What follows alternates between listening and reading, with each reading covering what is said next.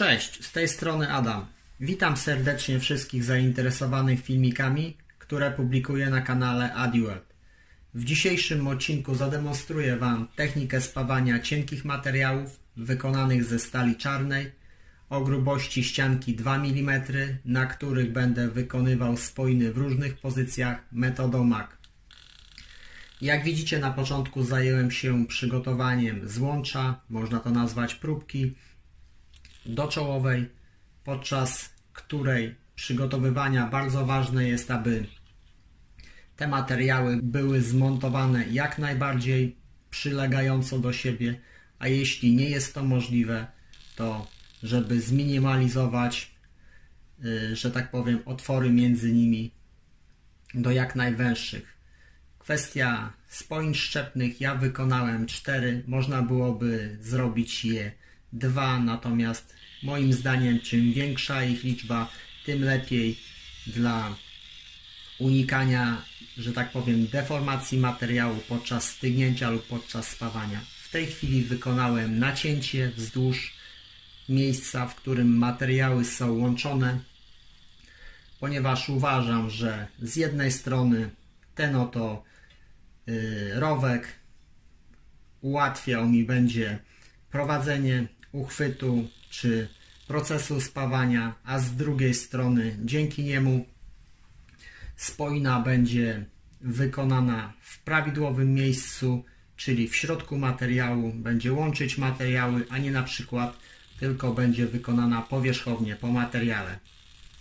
Jeśli chodzi o technikę spawania, w tym przypadku, jak widzicie, prowadzę uchwyt techniką pchaj, wykonuję ruchy skokowe, dzięki którym w odróżnieniu do techniki ciągłej, dzięki tym skokom oczywiście troszeczkę ochładzam materiał jeziorko i dzięki czemu mam szansę, że uniknę przepalenia materiału w miejscu jego łączenia. Oczywiście spawamy cienkie materiały.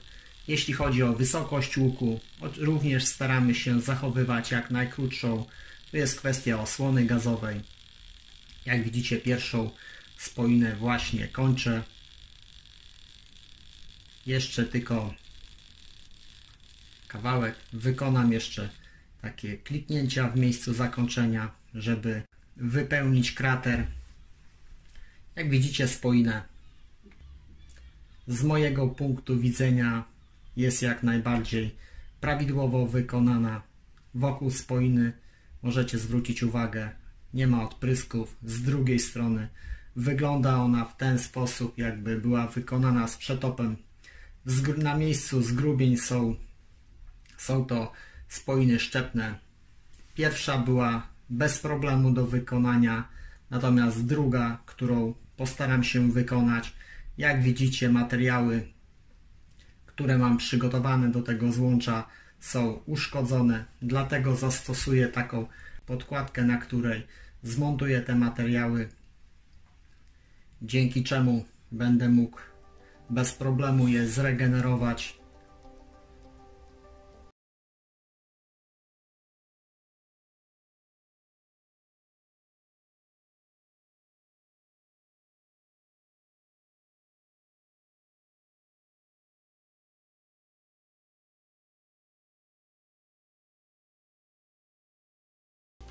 Materiały są zmontowane doczołowo prawidłowo, natomiast te miejsca, w których ten materiał jest uszkodzony, postaram się zregenerować, również wykonując spojny punktowe. Tu jeszcze dodam więcej złącz na materiałach między podkładką a materiałem, który będę spawał. Wykonałem wiele. Tu nie ma reguły. Kto chce wykonać więcej, może wykonać więcej. Kto chce wykonać mniej, może wykonać mniej. Ja, jak już mówiłem, wolę wykonać troszeczkę więcej, dzięki czemu materiał jest trwalszy. Usunąłem właśnie nadmiar spojny w miejscu, w którym regenerowałem materiał, jak również wykonałem rowek w miejscu łączenia materiału, tak jak poprzednio, aby mieć lepszy tor widoczności podczas spawania, a z drugiej strony, żeby ta spoina znajdowała się w miejscu, w którym być powinna. Technika spawania nie odróżnia się, jak dla mnie, niczym od poprzedniej. Wykonuje tak samo parametry, których używałem wcześniej, jak i używam teraz. To 130 A, jeśli chodzi o natężenie, napięcie łuku 21 V, drut lity 1,2 mm, prędkość jego podawania 4,5 metra, gaz osłonowy. W tym przypadku mam do dyspozycji mieszankę 82% argonu z 18% domieszką dwutlenku węgla, której przepustowość ustawiłem na 14 litrów na minutę.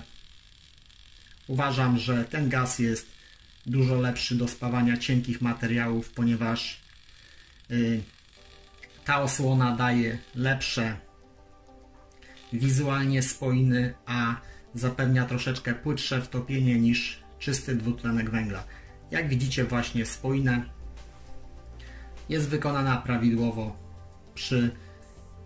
przy miejscach tych, w którym robiłem regenerację. Są one praktycznie niewidoczne, tylko zostało widoczne miejsce po szlifowaniu.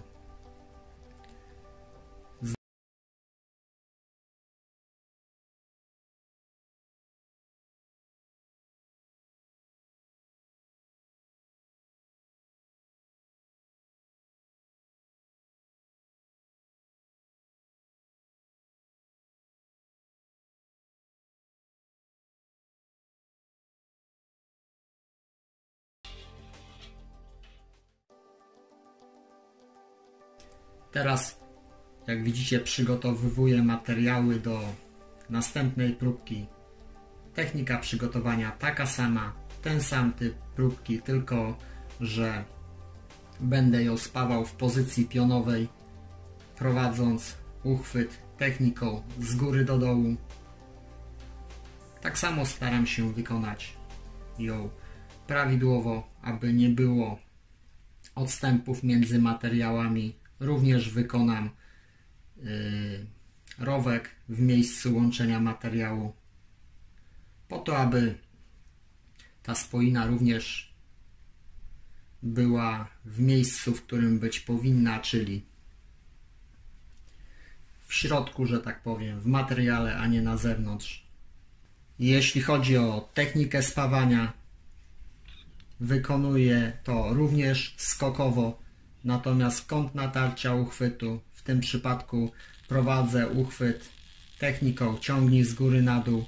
Można byłoby nacierać pod kątem prostym względem spawanego materiału, ale nie proponuję robić tego techniką pchaj.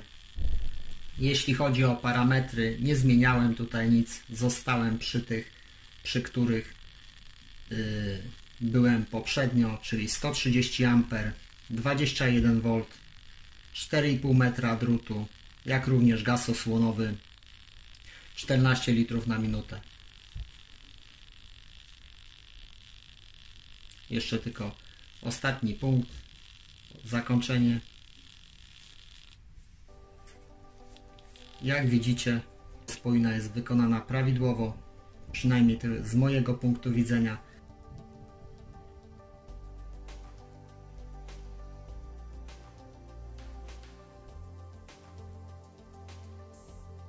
Teraz zajmuję się przygotowywaniem kolejnego złącza,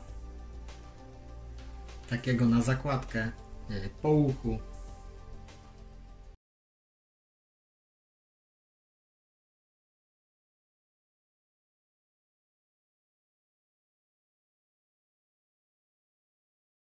Problem, ponieważ po spawaniu materiał został troszeczkę zdeformowany, dlatego jak widzicie jest szczelina między materiałami, przez co będę musiał wykonywać spoinę troszeczkę zakosami, wykonując zakosy.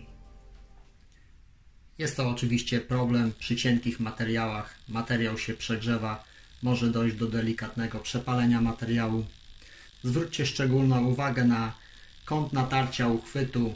W tym przypadku również oczywiście prowadzę go techniką ciągnij, ale Staram się go zachowywać niezmiennie względem miejsca, w którym aktualnie wykonuję spoinę, a że ta spoina jest wykonywana po łuku, dlatego ten kąt natarcia uchwytu względem ziemi, względem siebie muszę zmieniać. To jest bardzo ważne, żeby ta spoina wyszła w miarę estetyczna. Oczywiście nie jestem w stanie wykonać takiej samej spoiny idealnie, wykonując ją na górnej części materiału, a na dolnej, z tego względu, iż te jeziorko inaczej spływa przy górnej części materiału, w tym przypadku na dole ono spływa troszeczkę szybciej, troszeczkę mi jest ciężej je zatrzymać przesuwające się w dół.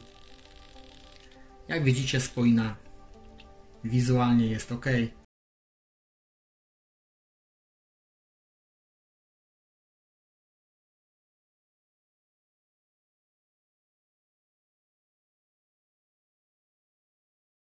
Mam jeszcze jedną spoinę na tak zwanej zakładce. Tutaj będzie to, można to nazwać okap lub ściana.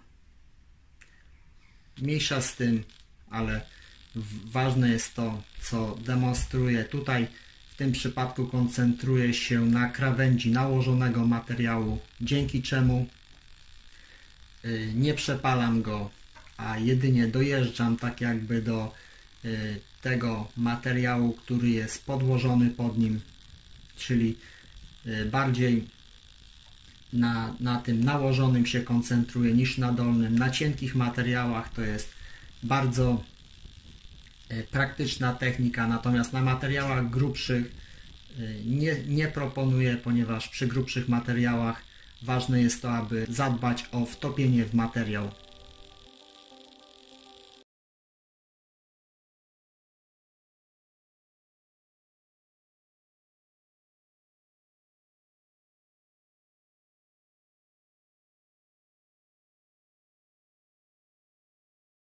Chwilę zademonstruję Wam jeszcze spoiny, które wykonałem po wyczyszczeniu materiału, ponieważ tutaj prawdopodobnie w jednym miejscu będzie przepalone. No jak już mówiłem, ta spoina w pionie po prostu jest ok. Ze strony tylnej nieprzepalony materiał. Tutaj jeszcze z drugiej strony zobaczymy, spoiny są prawidłowe. Ta po łuku troszeczkę przepaliłem na ten materiał. Oczywiście zapraszam Was do odwiedzania mojego kanału. Dzięki za uwagę i do zobaczenia wkrótce. Cześć!